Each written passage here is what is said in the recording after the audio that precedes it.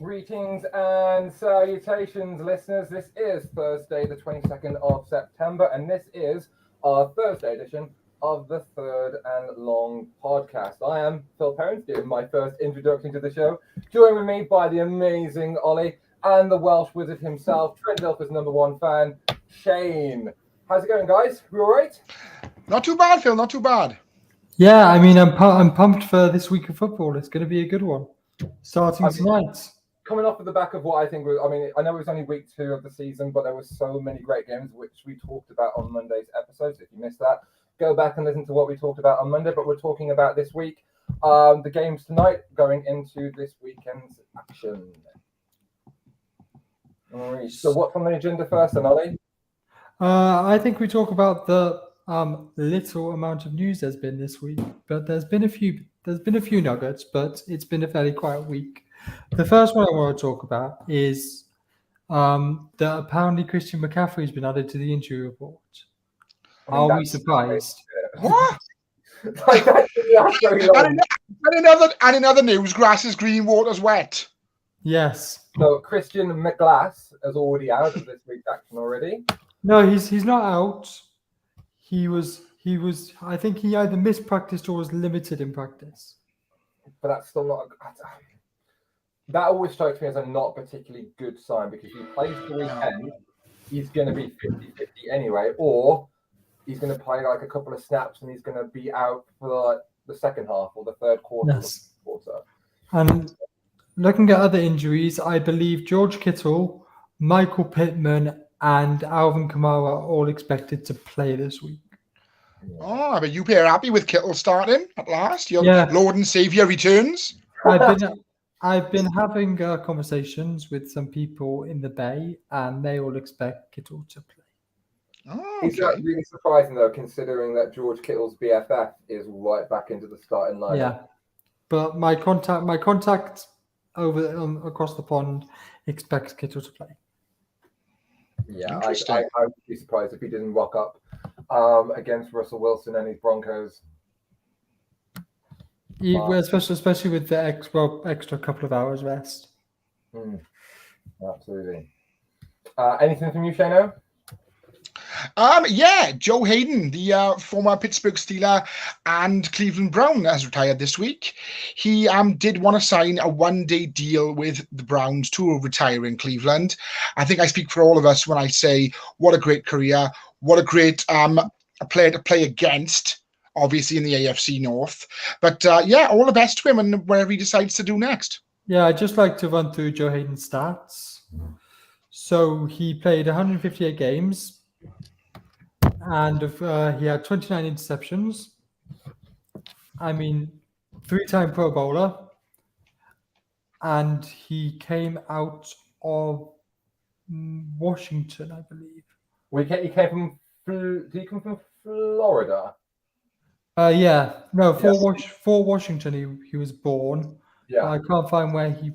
But yeah, I think he did come out of Florida State. Yeah, I think Florida, Florida, yeah. I was going to say Florida State. I mean, yeah, I was always a big fan. Like when I had like the Madden games when he was in his prime, I would always trade to get him as one of my DBs. He was an absolute beast in that particular position. And I wonder when he's eligible. Do you think he's eligible for the Hall of Fame? Do you think he's going to get a bust in Canton? It's a hard pick to make, pardon the pun, with that. But like we mentioned about Emmanuel Sanders a few weeks ago, it takes incredible amount of longevity and toughness to stay in this league for as long as people like Joe Hayden has. So as I said, I wouldn't be against it, but like I said, it's not exactly a lock at this point. The problem is he was never considered the best at his position. No, I mean he was always one of those that I think was very solid. Like he was up against Revis, or like that kind of like he was never really that shutout island that other DBs at that time period, like a Richard Sherman. I think that's the issue. In the same way that Ronnie Lott is it Ronnie Lott, the running back from San Francisco? Ronnie was a safety. Yeah, it's not Ronnie Lott. It's I can't remember his name. You're thinking Gore? No. No, before Gore. oh God, God, I don't even remember what life was like. as a Red. I know. I saw something on Facebook this morning about it. Somebody complaining, and I can't remember his name. But my problem with Hayden is, yes, he was solid, but he wasn't, ever considered like the best in his position, shut down corner. So, in my opinion, like I think Phil Rivers should get into the Hall of Fame. Oh yeah, 1,000,000%. Yeah, I mean, yeah, with Phil Rivers, he obviously needs the money to feed his 16 kids. But yeah, I definitely think he should be in Canton. yeah. Well, Ollie, as I always mock Ollie said that Phil Rivers shouldn't be in the Hall of Fame. Then 3 weeks later, called Andy Dalton a Hall of Famer. But do you think Hayden's legacy will always be tainted because he spent 6 years in Cleveland? Like 5 years. Oh, it's like he was a foreman at the Factory of Sadness. Yeah, I mean, like we look at like play. I mean, he was drafted in the first round, and I think he was picked 7. Although he was picked really early in the draft, and so he went as a high pick. We're not talking like a late rounder or like a Mr. Irrelevant. I mean, he was the 7th best player in that draft if you go by like draft positionings. But he spent 6 years playing for the Browns. Phil, just an aside, the guy I was thinking of was Roger Craig. The what? The running back I was thinking of was Roger Craig. Oh, I mean, yeah, but Roger Craig was like 8 years going to early 9 years, wasn't he? Yeah. I know he won 3. Did he win 3 rings or 2? I know he definitely. Yeah, but he didn't make the Hall of Fame because he was never considered the best in his position. Which I think is absolutely scumbaggery because I was going to say Trent Dilfer's in the Hall of Fame, but he'll never be. But what I was trying, the point I was trying to make was Roger Craig was an incredible running back, but never made the Hall of Fame because he was never considered the best in his position. And I think the same will happen to Joe Hayden, who was an exceptional player, but as he was never considered, like best in his position, lockdown corner, I think he may suffer for that and won't make the Hall of Fame. But then, considering what we just said, Philip Rivers, is Philip Rivers one of the best in his position during his time? Yeah, but quarterbacks are weighted differently. Yeah, I don't know. So.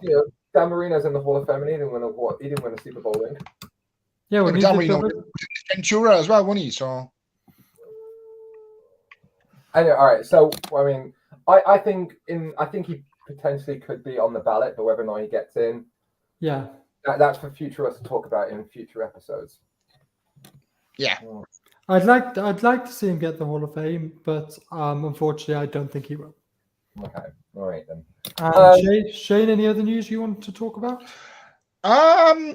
Yeah. So, revered Bengals quarterback Joe Burrow isn't having the best of seasons at the moment. He's also decided to delete Instagram and Twitter from his phone. I think on that one there, people have been saying things about him and tagging him in certain tweets, and it's got him a little bit rattled. So will he be able? Go on. John's come up saying, "Damn, Marino's in the Hall of Fame because of Vince Ventura." You know that. Oh, exactly. Oh, his whole career is based around Lois Einhorn kidnapping him in a 1994 film with Jim Carrey. Is that what we're talking about? Like, Dan Marino was Mr. Irrelevant until he appeared in a popcorn comedic vehicle with Jim Carrey. Fantastic. Let's not forget, he also was an incredible quarterback, and he was all right. He could check a ball. He was all right. He helped. I think there are so many Miami Dolphins fans in this country because of Dan Marino. Yeah. So I think he definitely helped the game grow within the UK. I mean, we've talked before, like off air, about like how when the first boom of like the NFL occurred, like in Great Britain, was like in the 80s when it appeared, and when they used to show games and highlights on Channel 4. And, because like my background as well, my mom became a Dallas Cowboy fan because when she was introduced to it by a bunch of Americans, the Dallas Cowboys were coming off the 70s of being America's team. My dad got into it because at the early part of the 80s, you had like the Oakland Raiders, the LA Raiders as they became halfway through the 80s. They were one of the biggest teams. I mean, I support the 49ers because when I started getting into it, you had the great Steve Young, and he was like coming off the back of all those great MVP seasons before he won his Super Bowl. So that 80s period, you could definitely say that Dan Marino helped explode the NFL brand, especially in the UK, because he was almost like the Tom Brady of his time, but without being Tom Brady's caliber of winning championships. Yes. Because I mean, going to university and when I started playing American football, the amount of guys that I played with that were all New England fans, because when they got into the sport, that's when they were absolutely dominant. So I guess it's the same when like Americans watch our association soccer and they're all Manchester United fans because they grew up watching the David Beckhams and the Ronaldos and the Wayne Rooneys. I mean, you're Welsh, Shane, so I'm surprised that you don't support like TNS or Swansea. Oh, here we go. Will FC. My first introduction to, as you said, association football was obviously United. Being a big United fan myself. Ryan Giggs, Welsh, so that was my inroads to it. And looking back on it now, maybe that's not a good thing to admit anymore. I mean, for me, association soccer, I was pretty much born to be a Bolton fan. Bolton. Yeah. That's fine, mate. You know what? That's absolutely fine. You're allowed to be a Bolton fan. Yeah, well, you couldn't stop me anyway, so. You couldn't stop me anyway. I'll find where you live. Anybody for not supporting, for supporting the hometown team or their family's hometown team. The only bit of like news from me that I keep going backwards and forwards on as the more that I look into it and the more interviews that come out of it. Obviously, we talked on Monday about Trey Lance's injury. I've kind of changed my opinion since then. I think it was a freak injury because Ollie played before we started like a bit of an interview snippet that Carl Usyk long-windedly said about that it was a freak accident. The only thing that I think doesn't ever help San Francisco, because it seems to happen every generation, with having some form of quarterback controversy, and curse the great Bill Walsh for initially introducing this between Joe Montana and Steve Young, and then later on with Alex Smith and Colin Kaepernick. And now we're going through another kind of like scenario where half the team, and maybe half or slightly more, are all Jimmy Garoppolo, whilst the other half are all in on Trey Lance. And can I be honest? I think this is being played up more than it is. Okay. I feel like people are saying things and it's being misconstrued. I feel like what they're trying to say is we are Trey Lance, but we also understand that Trey Lance isn't going to play the rest of the season. So we're behind Garoppolo. Whereas I feel people are seeing that and going, oh, Nick Bosa prefers Garoppolo, George Kittle prefers Garoppolo, but I don't think it's that. I think they're just saying we're behind the person that is going to be our quarterback for the rest of the season. I mean, yeah. Yes, I do see that, and it is the media ramping up. But I mean, because outside of this podcast, I'm a media teacher, and when we look at like politics in the media or representation in the media, we talk about, and I'm a firm believer in, perception is reality. What people see, or more often than not, what people believe. Now, I am in agreement of it, Ollie. I think it is kind of like everybody getting behind Jimmy Garoppolo. But what I also am massively against is a lot of like NFL analysts, a lot of our fan base, because me and you are in the same Facebook group, talk about like Jimmy Garoppolo. People forget that Jimmy Garoppolo cost us a lot of big games in the past.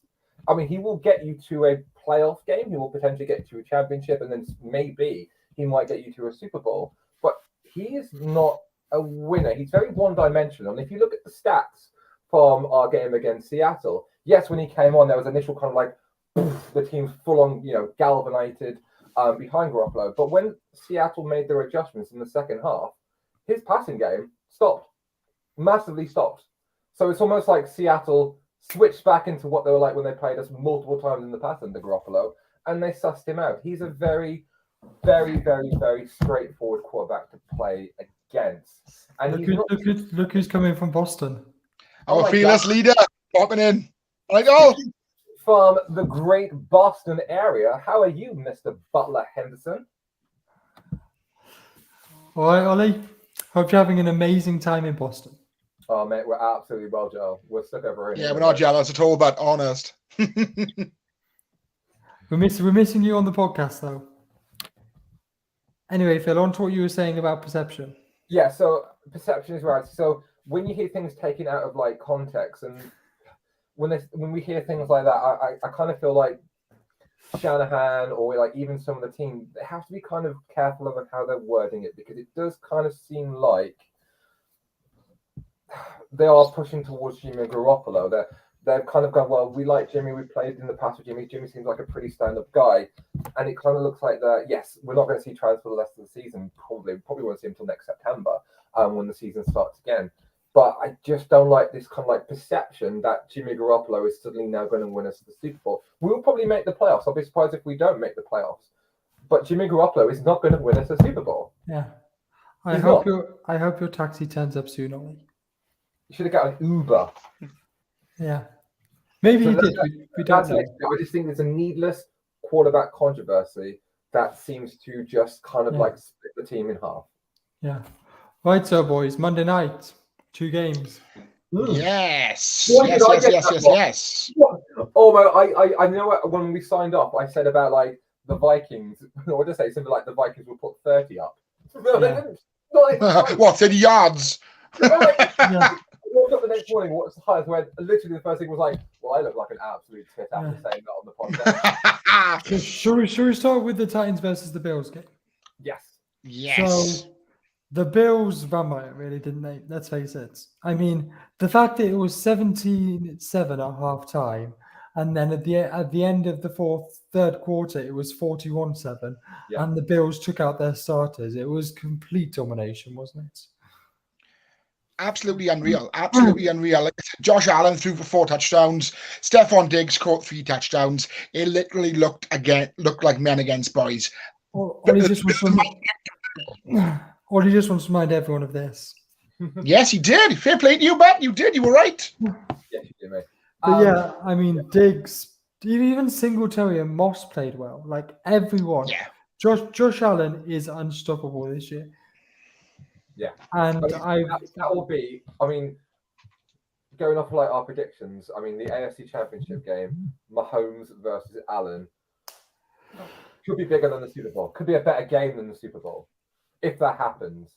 I mean, both of them have hit the ground running, and Josh Allen just looks. He physically looks a different player. I mean, you look at his footage from last year. He looks taller, even though he's not. He just looks like he is missed man for Buffalo. Ollie, can I just stop you for a minute, because we've got some breaking news that Ollie just sent us, and it involves the Ravens, Shane. Oh yeah, I'm listening. Jason Pierre-Paul has just signed a 1-year deal with the Baltimore Ravens. Thankfully, we were on about. He went for a visit last night, along with Blake Martinez, another. I can't think of the word I'm looking for. Another linebacker as well. We were under the impression that no deals were done. This is Jason Pierre-Paul's second visit to the facility, and I'm happy that the fact that we got a deal done, got pen to paper for a year. Let's see if he can still do it. Literally broke 5 minutes ago by Fantastic. Per Ian Rappaport and Jason Pierre-Paul tweeting it. Brilliant. It's good news. Sorry, guys, as you were saying. Yeah, so the Josh Allen is unstoppable. Mahomes is also unstoppable. It could be a hell of a game, and let's hope it goes to overtime again. Yeah.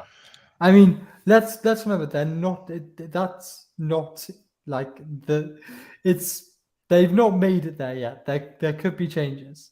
I know everyone's talking about as if it's already the AFC Championship game. But how often does a team coming into the season with a lot of hype actually delivers, like hitting the ground running? Yeah, I know. It's not as often as you'd think. And Ollie also likes the JPP signing. Very good signing. Very good signing. Hopefully you'll get to see him play on Sunday, Ollie. Yeah, oh yeah, you should do, yeah. Yeah. Yeah. John, I think both. Derrick Henry isn't delivering as much as they hoped. Obviously, AJ Brown is a massive loss, and Treylon Burks, although playing well, is not filling the void. Robert Woods is also not really doing as much as they hoped, and Tannehill is proving that he's not a top-tier quarterback, and their defense isn't really doing much. So, although I think they have had a tough start, I think although being in a very weak division, they're still not going to make the playoffs this year. Yeah. No. I mean, Go on, sorry. A certain person from Boston agrees with me. Yeah. Go on. You're going to say something, Shane? Oh yeah, just a quick one. There's all this hype surrounding the Bills and the fact that they're 2-0 and they've been playing ridiculously well. They could, the wheels could come off on Sunday.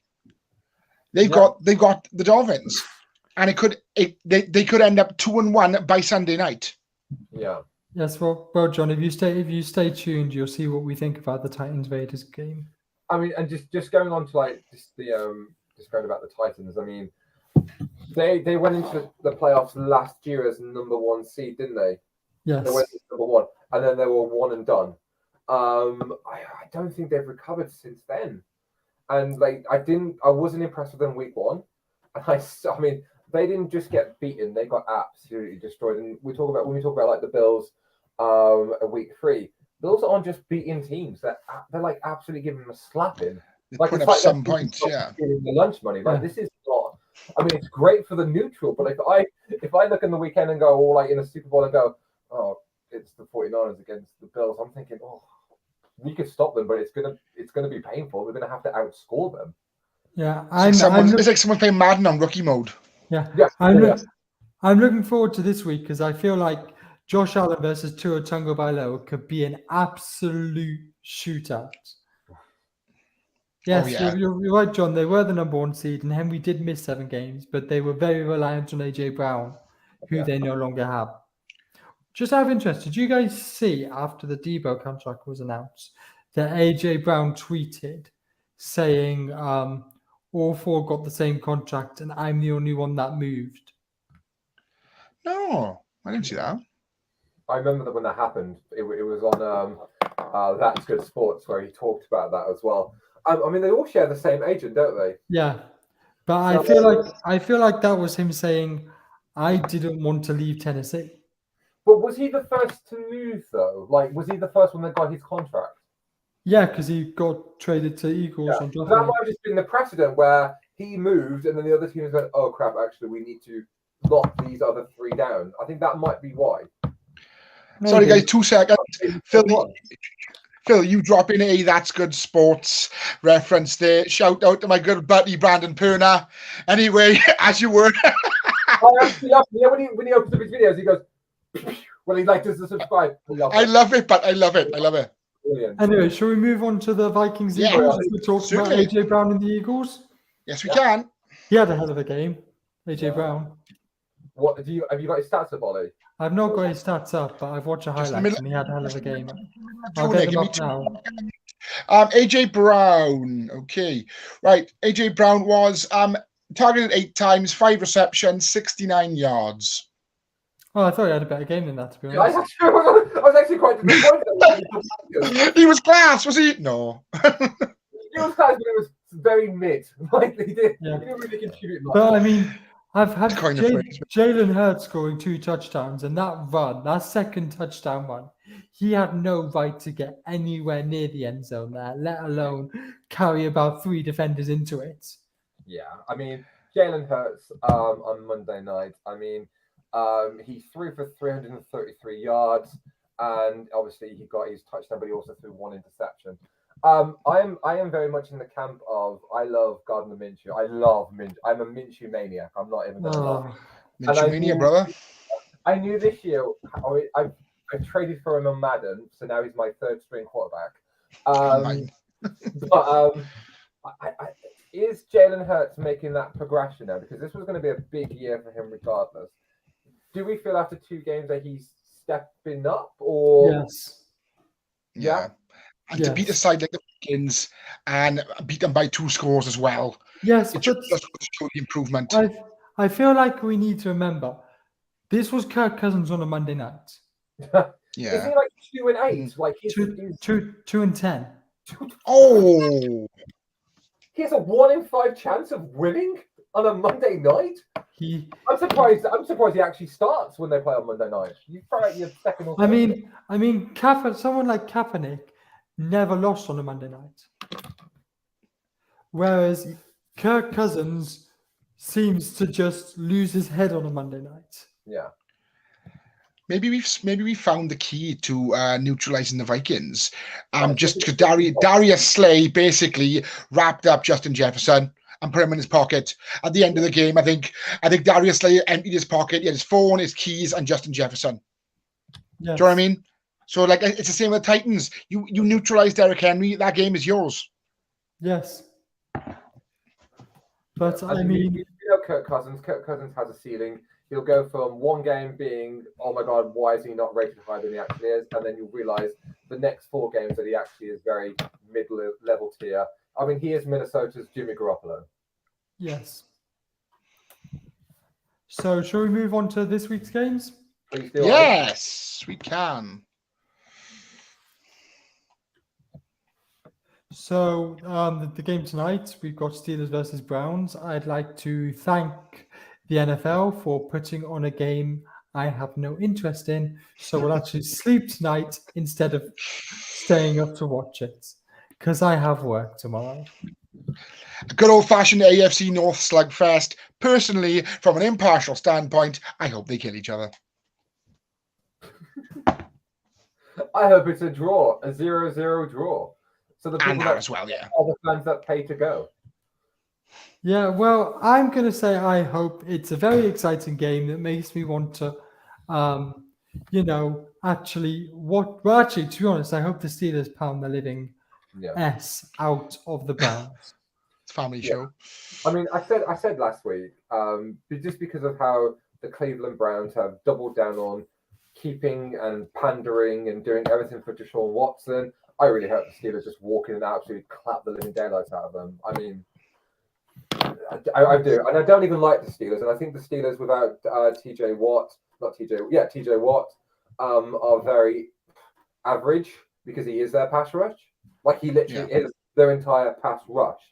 And Trubisky is average at best. So they're a team I always like to say Trubisky is risky. Yeah. And a quiet taste. Yeah. Yeah. Are you a Trubisky Ollie fan? Are you liking? I am not a Trubisky fan.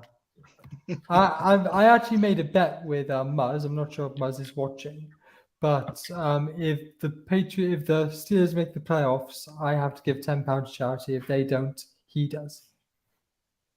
Oh, that's nice. I made that bet live on air of last season.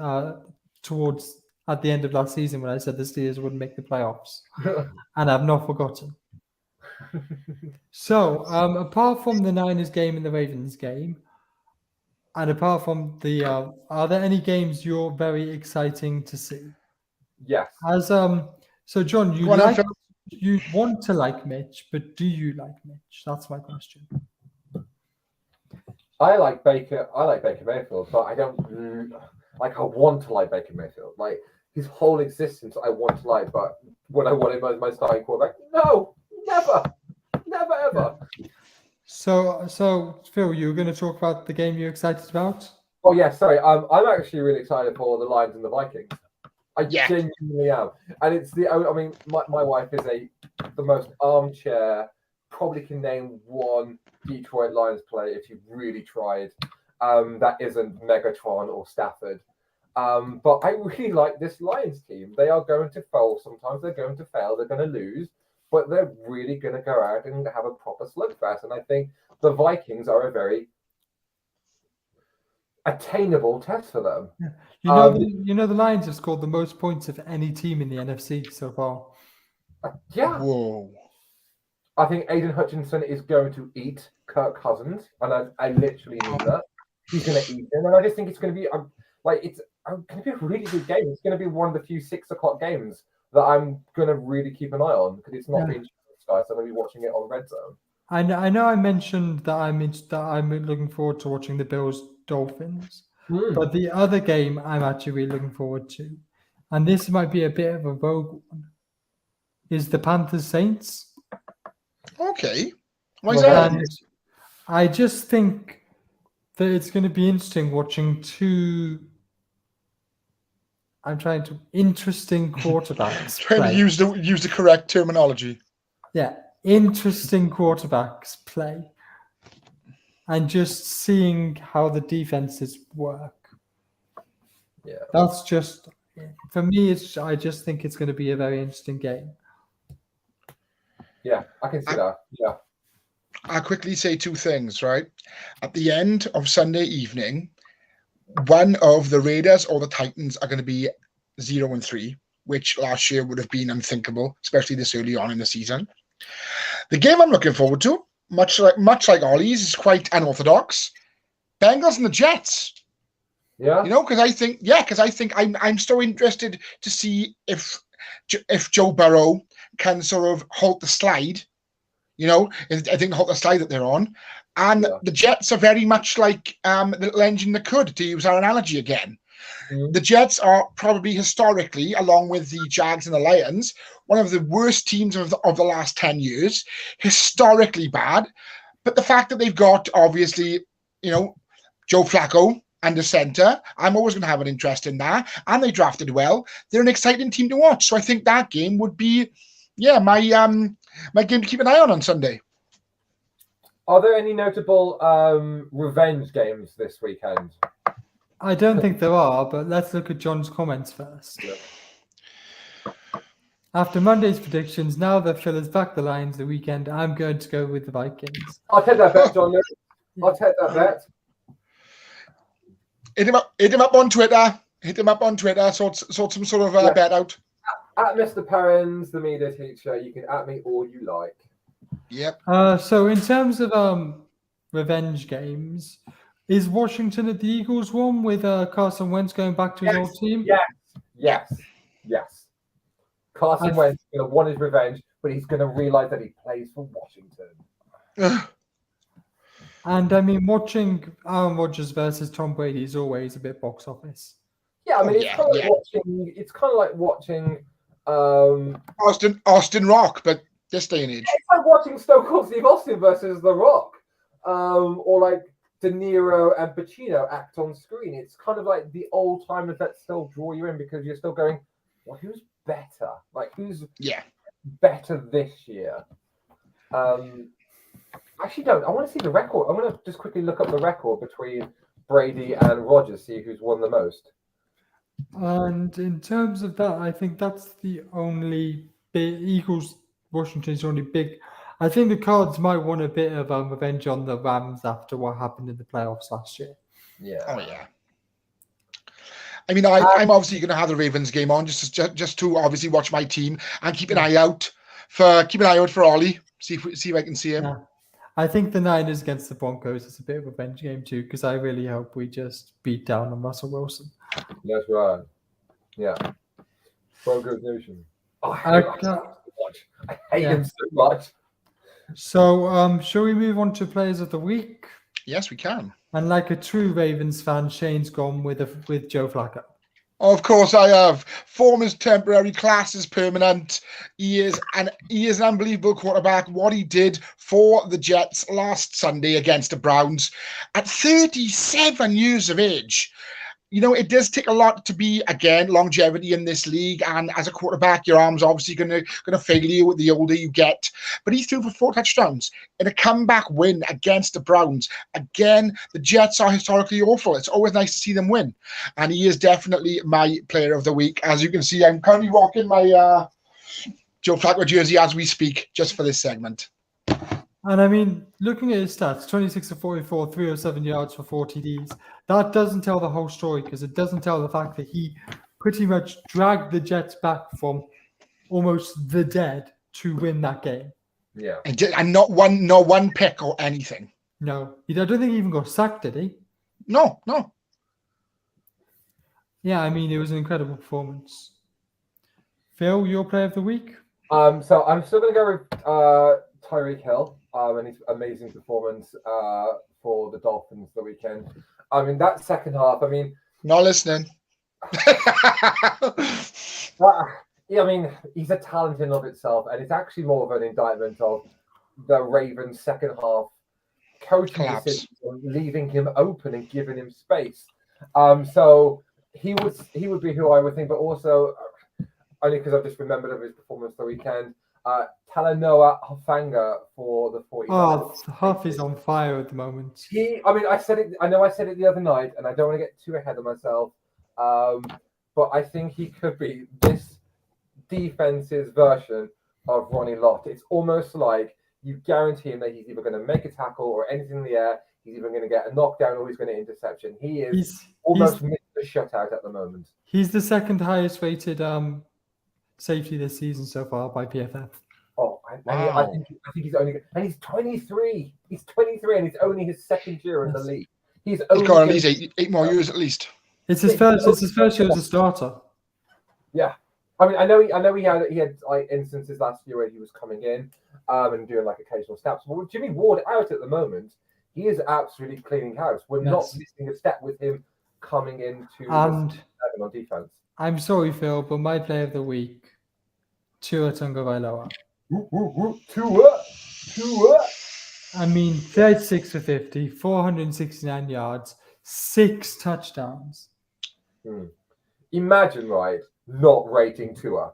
Like, imagine sitting waiting in Boston and going, you know who's better? Mac Jones. His fingers can't type quick enough. You watch now. Honestly, imagine thinking that Tua isn't very good after those career games that he's just. I will say he made our defense look like Swiss cheese. I will say that. Yes. And Ollie's actually given us his player of the week, Amon-Ra St. Brown. Oh yeah. Now, I said this on Monday, and I'll say this again. Maybe Mr. Butler Henson picking Amon-Ra St. Brown in the 4th round wasn't as much as a reach as I thought. He's going to be a beast. And 9 receptions, 116 yards, 2 touchdowns, and 2 carries for 16 yards. He had the hell of a week and was the reason Detroit won. Yeah. Oh yeah. If it wasn't Tua, it probably would have been Kyler. John, honestly, Kyler did not come into my head for player of the week. Kyler Murray will never come into. Kyler Murray won because Oakland. Sorry, the Raiders decided to play exceptionally bad, and I think the hiring of McDaniels as their head coach could be their biggest downfall this year because they have the pieces. I just don't think Josh McDaniels is head coach material because he's already failed once, and now this is his second attempt, and he looks like he's failing again. And the Oakland Raiders pride themselves on being bad sometimes. I mean, they do. They pride themselves on sucking. Just win, baby. Just win. Sometimes they can't. Al Davis, bless him, will be turning over in his metaphorical grave right now, knowing that they spent all that money, that massive relocation that they've had with a state-of-the-art stadium in Vegas. Death Star. And now that they blow their biggest lead in organization history, I guarantee you, if Al Davis was still alive and not crazy like he was before he passed away, he would have sacked McDaniels on Monday morning. I guarantee it. I guarantee he would have sacked him. So, John, what's your view on McDaniels? Anyway, boys, let's pick Thursday night. Let's pick the game tonight. I think Steelers to win by 12. Yeah, I'm going to go with that. Yep. I'm on board with that prediction, Ollie. And while we're doing predictions, let's do this week. Come on now. So, Ollie has gone Patriots, obviously. You look at Raiders. Went for the Patriots. Ollie's gone Patriots, Raiders, Green Bay, Niners. Mr. Harris, do you want to go with yours? Yes, I would like to. Thank you. Ravens, obs. Raiders. Packers, yeah. And I probably will go Niners as well, to be fair. Yeah, if you just said Broncos, you'd have been muted. You've been gone, man. Phil? I think the Ravens. I think the Ravens are infinitely better. I think Lamar Jackson is a much better quarterback than Mac Jones. It's a no-brainer. The Ravens are a better organization than the Patriots this year. I'm sounding like proper. You're going to be muted now. I think the Raiders will win. Just because I think Tennessee are just in a much worse shape. I think Green Bay will win because I think Tampa, despite starting strong, I think that something's going to happen in Tampa. I don't think it's going to end well this year for them. I'm really sorry, but I don't. I'm sorry, Bucks fans. I think Aaron Rodgers and his hippie lifestyle Cheers, John. will beat them. And obviously, the Broncos just look offensively not all there. It's not ticking just yet. And I mean, if you watched any of the highlights, they started booing the team the weekend. So I think our 49ers, even with a very extremely limited, as in can't throw further than 10 yards, Jimmy Garoppolo, I think will win, but won't be a blowout. It will be a score game. It'll be a score in it. So the reason I've left this comment, is because I agree with John. I think the Patriots will step up at home and beat the Ravens. I mean, we all picked the Raiders last week, and I think that gave them the kiss of the death. So you're welcome, John, because we're all picking the Raiders again this week. I never bet against Tom Brady, especially at home. And I think the Niners will beat the Broncos, even with Jimmy Garoppolo quarterback. You're welcome, John. It was me that picked the games this week instead of Ollie, so I thought I'd throw us all a bit of a bone. Would you back Giselle though in a battle against Tom Brady? I'd never bet against Tom Brady. Really, you think he would beat Giselle in any form of court case? Well, I was thinking, wait, what? I don't know the ins and outs of the court case, so I actually Giselle would win, but that's just I couldn't possibly. Apparently, there are no more ins and outs. That's why they're living in separate houses, apparently. Yes. But be that as it allegedly, just for anyone in the NFL, in case Roger Goodell is listening on a Friday morning, or obviously, allegedly. We don't want the wrath of the shield upon you. Yeah. Phil, is your voice ready? Oh my God, is it time? It is time, bud. Go for it. Wait. Who smashes the MacBook first, Brady or Rodgers? Brady will smash it. Rodgers will sell it to get some form of recreational pleasure in return. Yes. Okay. Allegedly. Yes, yes, Phil. It's time. This week in football. Okay, boys and girls, this week in NFL history, we go back to 2020, where New Orleans quarterback Drew Brees broke Hall of Fame Peyton Manning's record for 93 touchdown passes. For 93 games. For most games with 3+ touchdown passes in NFL history in the Saints' 37-30 loss versus the Packers week 3. So I mumbled my way for that. It's just worded really, really weirdly. But on this day in 2020, Drew Brees broke Peyton Manning's record for most games where he passed for 3+ touchdowns. And that was 93 games, wasn't it? And it was 93 games. Drew Brees legitimately is one of my favorite quarterbacks of all time. In fact, he was my first non-49er jersey that I bought. Yeah, well, I mean, if you go back far enough in our Spotify history, on our old Spotify, we have a Thank You, Drew episode. Oh, that's nice. And then, in 1959, Hall of Fame coach Vince Lombardi won his first game as Packers HC, his first game in charge in a 9-6 win against the Chicago Bears. So the Packers have owned the Bears before Aaron Rodgers, is what you're saying? Packers have owned the Bears since before my dad was born. That's literally what we're talking about here.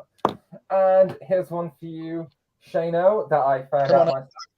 In week 3 of the 2020 season, Baltimore quarterback Lamar Jackson passed Cam Newton for the most rushing yards by a quarterback in his first 3 seasons in NFL history in the Ravens' 34-20 loss against the Kansas City Chiefs. I knew that was coming. Lamar passed Cam Newton's record, which stood at the time for 2,032 yards, and actually finished the game with 2,083 yards. That was the only saving grace of that loss, of another loss against Mahomes. Okay, so on to catch of the week. Oh, first okay. I'm going to show the one that won last week. Yeah. And that was Chase Claypool's catch against the Bengals. Oh my god, that's so good. And now I seem to be the only person that's actually loaded my catch of the week for this week. Yeah, I wasn't. Yeah, I've got nothing. Not gonna So lie. I guess I It's like either my guy's going to catch it or it's going out of the end zone. Look at how high Gesicki goes to grab that ball. 1 foot down, 2 foot down. Now I had to stop that quickly because copyright. Please, can we stop seeing that game? I've had enough. But I guess as nobody else loaded theirs, that one wins. Yeah, go on, but we'll do it again next week. Do it again this week. Sorry. And of course, it had to be the Viking. It had to be in the Miami Dolphins versus Ravens game. Aye. So I think that's all we have this week. Do you boys have anything else to say? No. Not that I'm. Oh, actually, yeah. There's one thing. Since our fearless leader is in Boston at the moment, watching my beloved Ravens, I've made a friendly little wager with him. Obviously, he's going to go with his team, and I'll go with mine. And he hasn't told us what his stake is then. But I know what mine is. If the Pats beat us by hook or by crook on Sunday, either Monday or Thursday next week for this show, on this very show, I will wear a Pats jersey. Okay, will you actually do that? Yeah, I'll try and find one now. Yeah, I just say this because our ex-host Tom lost a bet, and that bet was that he'd have to wear a cheese head for the show, and he never did. I mean, I can probably find him in a charity shop, I imagine, or something like that. But because Yeah, I actually do believe you will, and I never thought Tom would. boys, I'll have a look. As soon as I leave this show this afternoon, this evening, tonight, I'll be straight on the appropriate websites, appropriate places to find one, and order one. Okay. But like I said, if I don't win, I'll just send it to Ollie. I hope Ollie's bet is that he'll wear a Ravens jersey and a Ravens cap. Yeah, sorry, Ollie, are you listening? Ollie, are you out there? I say he wears a Ravens jersey to one of the London games. Oh my god! All right. Oh! How about we outsource and find? I mean, this is if the Ravens win. We outsource and find a Trent Dilfer jersey, and we get it to him, and he has to wear it at the games in London. Just wear it on the podcast. It's fine because everyone knows about it on the podcast. Just wear it on the podcast. Absolutely. It's fine. Okay, so is there anything else anybody has to say? No, considering we've just come off the back of one of the most exciting NFL weeks, I mean, in general, it's been a fairly muted week so far. There's no controversies, there's no massive news, the biggest thing that we talked about was the aftermath of what's happened with Trey Lance, and that's very minimalistic in terms of what we had running up to the season starting even during week one. So I mean, I know the show's gone relatively quickly and we've kind of got through everything that we want, but it's been a fairly quiet week. It feels odd. I mean, things don't usually stay quiet for long in the NFL. There's going to be a Raiders player that's going to get arrested soon, like a Dallas Cowboys player, and then that week when Deshaun comes back, I think was it week 12 or week 10 he comes back? Yes, against the Texans. Yeah, I think it's week 13. That's going to be huge. That's going to be huge. Oh, but yeah, I mean, some Cowboy. Should we make a bet? Which player who will get arrested first? A Raiders player or a Cowboys player? It's got to be a Raiders player, isn't it? As John proved some stats to me last year after I was necessarily bad-mouthing the Ravens, I'm going to go Cowboys. Yeah.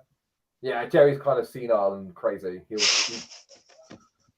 doesn't even know what happens in his own team, let alone in the States. And on that note, gentlemen, I'm out. It's been a great show. I've been Shane Harris, as always. And I will catch you Monday after this great weekend of games. Guys, have fun. Be safe. Enjoy yourselves. I'll catch you Monday. And as Ollie's not here, I'll just say what he always says. Stay safe.